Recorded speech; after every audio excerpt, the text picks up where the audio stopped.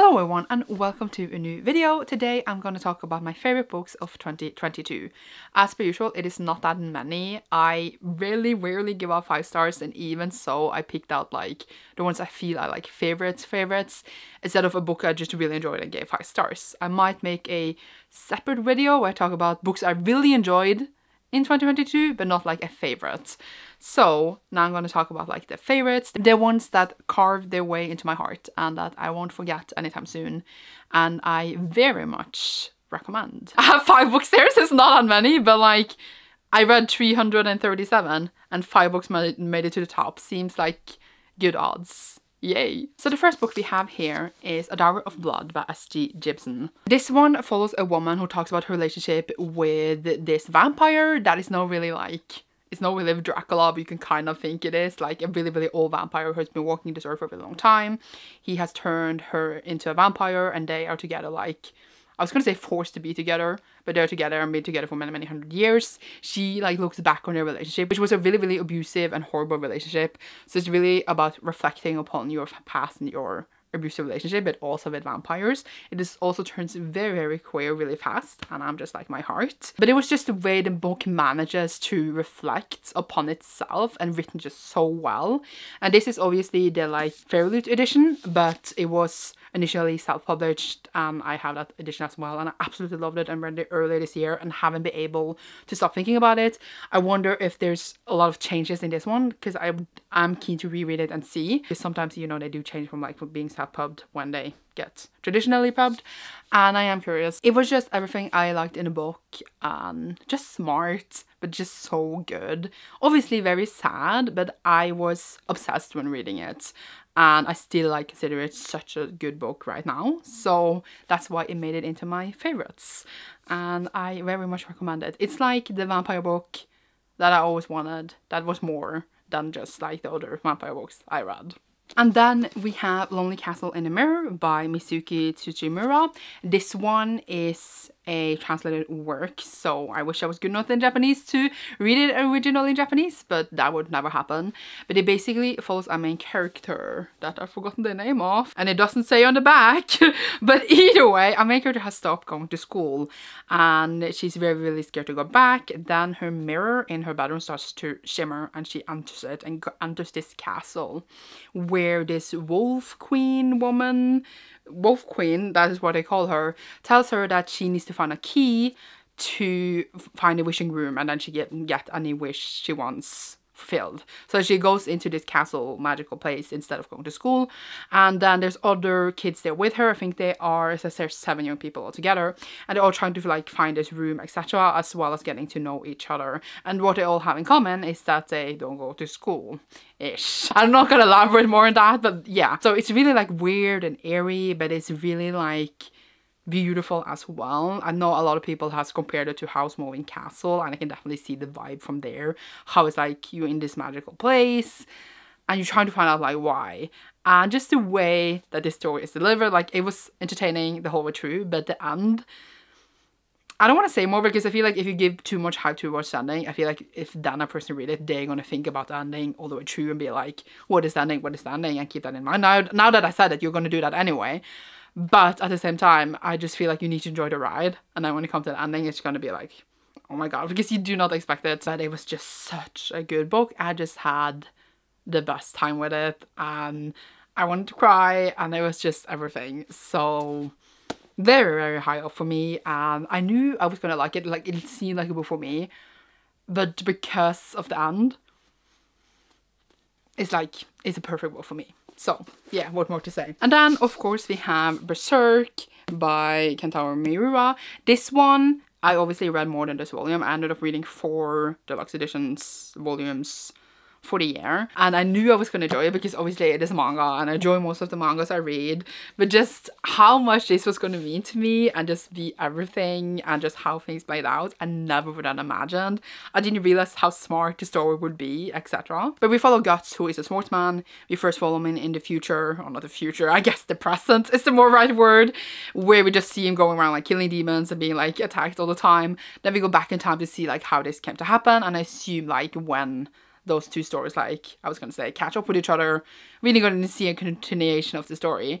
And it is just everything, even you knowing that yes, it's in a different place in the beginning, you knowing we're gonna go there, it's just, but how? And I have so many emotions. I have a series on my channel where I read it, like I go through like everything, single thing that happens and talk about it. So if you're interested, obviously it's on my channel. But they're just everything, and I never knew that it was gonna contain this much. Like I think I'm scared to say it, but I think it might end up when I finished it, or like when it is finished, to be my favorite manga of all time, but we shall see, because like it's still not. Because like I'm holding back because I don't know what's to come. Like what if it gets bad, you know? But just how good it is, and I recommend it a lot. Even though it is very brutal. Like it has so many horrible things happening on page. Like violence and nakedness and sexual assaults, etc. And like blood and murder and demons and gross stuff. So like if you're queasy about that, then I wouldn't recommend it. But for me, that is not queasy about it. I love blood and murder, so it is perfect for me. And I love guts, and I want to, I was gonna say mother him or marry him, either those two options. This is going much faster than I thought it would, but it's not that many books, and I feel like it's a limited amount of time that I can say just, I love this book. So the next one, I feel like doesn't fit with the others because it's not a fantasy book, but that is Convenience Store Woman by Sayaka Murata. This one, I think, one of the reasons I love it so much is because I read it at a perfect time of my life, where it was literally my life. So that is why I think I also ended up loving it so much. But it follows Keiko, who is 36, and she has been working in a convenience store since she was like 18 or something. And people are always just like, are you not gonna stop working there? You're not gonna get a boyfriend? Are you not gonna, like, I was gonna say start your life and do other stuff? But she has no like wishes of doing this. She is happy working in a convenience store, living her life, but everyone just seems like she's not living. And then she's just about her trying to fit into society, and like how we have made society to be a part of it. You need to be in a certain, I was gonna say, job or like a certain position in your life to seem like you're living. And I just find it very interesting, because at that time of my life I didn't know what I was gonna do. I still don't. I just kind of like, again, I'm forced into life, just as she was, to do what other people expect of you. But at the time I was very much like, why do we need to do this? Why do we need to go to school? Why do we need to do all these things to survive? Just like money reasons and just, you know, I guess society reasons. And I was very much feeling all those stuff, and then this book is literally a commentary on that, and I was just like, oh my god. It's also very funny, just really harsh and gruesome humor in a way, but it's very much like hit the places that I find funny. And I just loved it. I loved it so much. As I said, I feel like it fits all the perfect places in my life, and that's why I don't know, enjoying it so much. It also made me miss Japan a lot, because it reminded me of when I went to the convenience store there. And yeah, it was just a really, really good book, and I feel like represents life and our society a lot. And also, you know, the author actually worked in a convenience store for many, many years as well. She's writing from her own experiences. I'm not gonna assume this, but maybe people in her life has commented on her working in convenience store. Maybe she's writing from her own experiences. So it's funny, because now she's like a super best-selling author, so you never know what can come out of working anyway, you know? Just saying. But yeah, it still sticks with me a lot, and it's a book I think about. And the audiobook was free on Audible if you have like the membership, so I might just give it a listen if I feel like it, because it's literally like 3 hours long. So it might take me like 1.5 hours to go through it again. And I kind of miss it now when I got talking about it. So a reread might be in order in 2023, but I always say that and then it never happens. So that was the 4 top ones. There were no particular order, I just picked them out kind of. And obviously I couldn't like split this video into genres as well, because like there's literally one genre and a half, I was gonna say. But my favorite book, my number one, that one you could take on a pedestal and all the others could be like in the same order underneath it. Shouldn't be surprised to anyone, but I'm gonna talk about it now. I just don't know how to talk about this book. It's too smart for me, but here we are. It is Babel by R.F. Kuang. Obviously, my most anticipated release for the year. Hadn't even read the synopsis at the time, but my most anticipated release, I knew I was gonna love it because it's R.F. Kuang, and it just seemed like a book that I would like. I like historical fiction in times, and I like stuff. I don't know where I was going with that sentence, but either way. But it was just everything. It has everything. Since then, I read it again, and it still has everything that I would want in a book. It is just so good, and I just know when the next Crown comes that it is going to be everything. So I would just always love all her books. I just know it. But yeah, what to say. This one follows Robin Swift, who is taken from China to London to work for the Queen and her country, to use his language and his, I was going to say, where he comes from, experiences to make the magic system and the magic and the society work in England.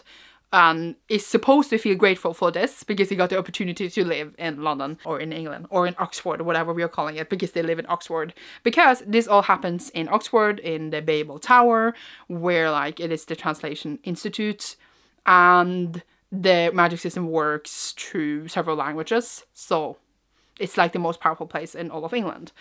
And he realizes that maybe all of this and how it is done is not done correctly. Like, I don't know, just taking people and their resources and their knowledge just because they can, you know. So the book is a lot about like Robin coming to terms with this and like feeling grateful, but also being like, but this is wrong, etc. And it's about so much more than that. I feel like I'm not adequate enough to talk about it because I'm not that intelligent of a person.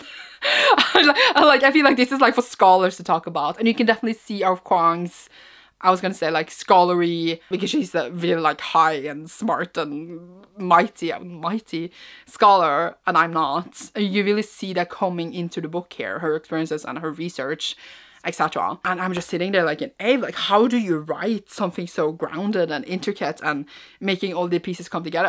I don't understand, but apparently she did, and it is truly a masterpiece. So good. Like everyone's saying it was good, but it was even better what everyone said. I might like make a whole separate video where I actually try to discuss more of the themes in the book, because I feel like it is not doing the book justice to just say it is a good book because of this, because she reflects a lot of the stuff that actually happened and makes it into the story, etc. I feel like it's not adequate enough to talk about this because it's so much more. It has so many elements to it that you could discuss, and I would like to be smart enough to try to discuss them. That's what I'm trying to say. But again, everything to me, I have this book like in my mind constantly and would recommend it endlessly. So yeah, that was my top read for the year and one of my top favorite books now of all time, forever.